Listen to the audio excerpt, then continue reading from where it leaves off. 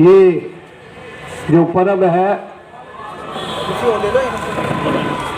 इसको कैसे कहाँ तक कैसे पहुँचे हम लोग, उनको हमें याद करना चाहिए। 1608 से पहले मुगलों का राज था। मुगलों के राज में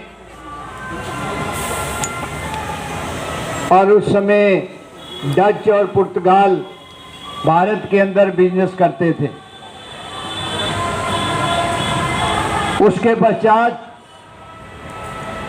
मुगलों की सहमति से ईस्ट इंडिया कंपनी बिजनेस करने के लिए इस देश के अंदर आई और उसने अपने पैर फैलाना शुरू कर दिए। धीरे धीरे सबसे पहले सूरत में उन्होंने अपनी पैंट बनाई। इस तरह वो आगे बढ़े और नियम बनाए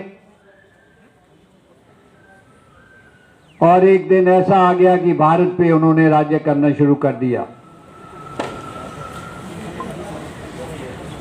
और उनका जो अंग्रेजों का राज था उसके अंदर इस तरह की मीटिंगें करना, भाषण देना बिना इजाजत के,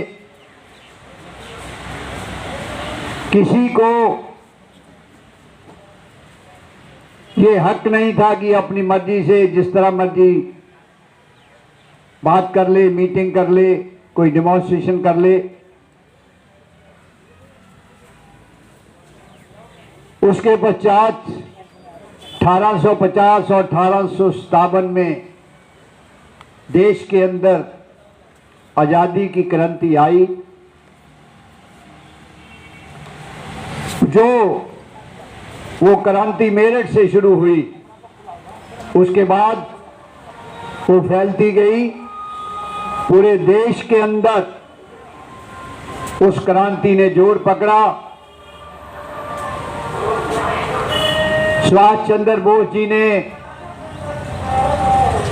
1943 के अंदर अपनी गवर्नमेंट चलाने, पैरेलल गवर्नमेंट चलाने का ऐलान किया। उसके बाद जितने भी हमारे नेता थे उस समय के, वो आगे बढ़ के आए। अंत में अंग्रेजों को सोचना पड़ा कि अब हम भारत में टिक नहीं सकते, इसलिए हमें 1947 में ये आज़ादी मिली। पंडित जवाहरलाल नेहरू जी ने सबसे पहले देश को संबोधन किया और अब देखिए उस तब से लेके इस देश के अंदर कितनी डेवलपमेंट हुई है। 60 सालों में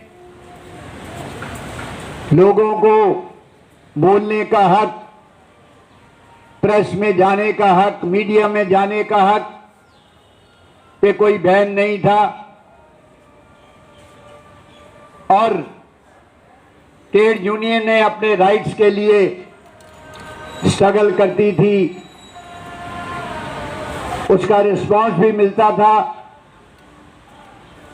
लेकिन इस तरह की जो सिनारियो आज है, अभी लाल किले से आपने आज अब भाषण सुना होगा इस देश के प्रधानमंत्री जी का, किस तरह के भाषण में इस देश के नौजवानों के लिए रोजगार की कोई बात नहीं है। इस देश के अंदर जो महंगाई चल रही है उसको कैसे कम किया जाए, कोई बात नहीं है। आज जीडीपी की दर इतनी गिर गई है कि छोटे देशों से भी हम नीचे आ गए हैं।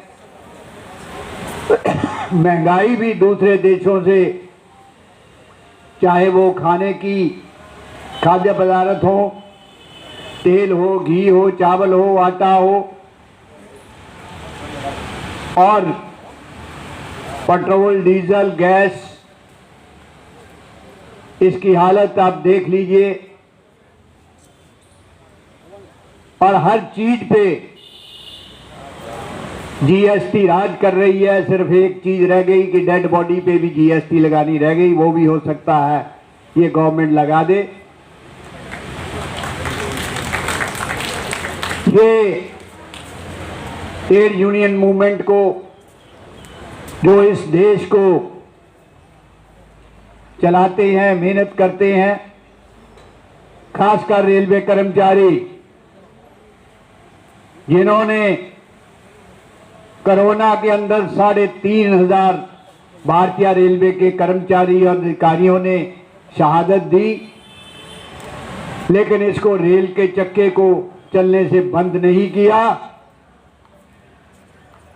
और देश में किसी तरह की चाहे ऑक्सीजन की बात हो, उनको कमी नहीं आने दी।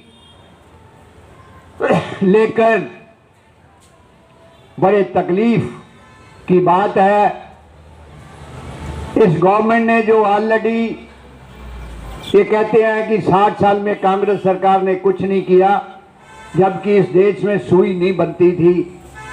कितनी इंडस्ट्री आई, कितने डैम लगे, लेकिन इनके राज में देखिए क्या हुआ। सरमाएदारों के करोड़ों रुपए कर्ज माफ हो गए, जीएसटी लगने से, नोटबंदी से छोटे और कर्मचारियों को दिक्कतें पेश आई, और ट्रेड यूनियन मूवमेंट को बंद करने के लिए श्रम कानूनों में पार्लियामेंट के अंदर संशोधन करके लाए। ये उसी लाइन पे चल रहे हैं जिस पे मुगल चलते थे। इन्होंने अभी देश के अंदर 2 डिपार्टमेंट के अंदर कभी एफडीआई लागू नहीं हुई थी, एक डिफेंस के अंदर, एक रेलवे के अंदर, क्योंकि ये बहुत ही सेंसिटिव डिपार्टमेंट है। इस गवर्नमेंट ने उसको भी इन डिपार्टमेंट में लागू कर दिया, और बाहर से चाइना और दूसरे कंट्रियों को, बिजनेसमैनों को बुला रहे हैं कि आप इंडस्ट्री लगाइए, बिजनेस लगाइए। वही पुराना इतिहास आगे आने वाला है, लेकिन इनका नारा है सबका, सबके लिए आवास, सबके लिए विकास। लेकिन मैं तो कहूंगा कि आने वाली पीढ़ी के लिए ये विनाश का रास्ता जो है दिखा रहे हैं। नौजवानों के लिए रोजगार नहीं है, नौजवान इस देश में पढ़ लिख कर खाली घूम रहे हैं। तो ये इसके लिए जिस तरह चंद्रशेखर आजाद, भगत सिंह, लाला लाजपत राय, नेताजी सुभाष चंद्र बोस, और उन्होंने संघर्ष किए, रेलवे कर्मचारियों को भी उसी तरह संघर्ष करना पड़ेगा। बिना संघर्ष किए ये रेलवे इंडस्ट्री को खत्म कर देगी, रेलवे में किसी को नौकरी नहीं मिलेगी, किसी को कंपैशनेट ग्राउंड पे नौकरी नहीं मिलेगी। तो इन तमाम बातों को मद्देनजर आज 75 वर्ष आज़ादी को हो गए। 9 वर्ष पहले इस तरह का माहौल कोई नहीं, कभी नहीं आया था, लेकिन आगे समय और माहौल बहुत खराब होता जा रहा है। तो इसलिए तमाम जनता को, तमाम रेलवे कर्मचारी, उनको परिवार को मैं कहना चाहता हूं, आपको कुछ ही दिनों में डेवलपमेंट के नाम पे इंडियन रेलवे में इन्होंने काम शुरू कर दिया। बड़े बड़े नेताओं को अच्छी अच्छी जो जगह है वो मकान गिरा के, बिल्डिंगें गिरा के, कॉलोनियाँ गिरा के स्टेशन की डेवलपमेंट करने की बात कर रहे हैं। ये सारा एरिया भी ये ठेकेदार को देना चाहते हैं, जो उधर है, इधर है, और डीआरएम ऑफिस का। आपकी रेलवे कॉलोनी भी इसी तरह जाएगी।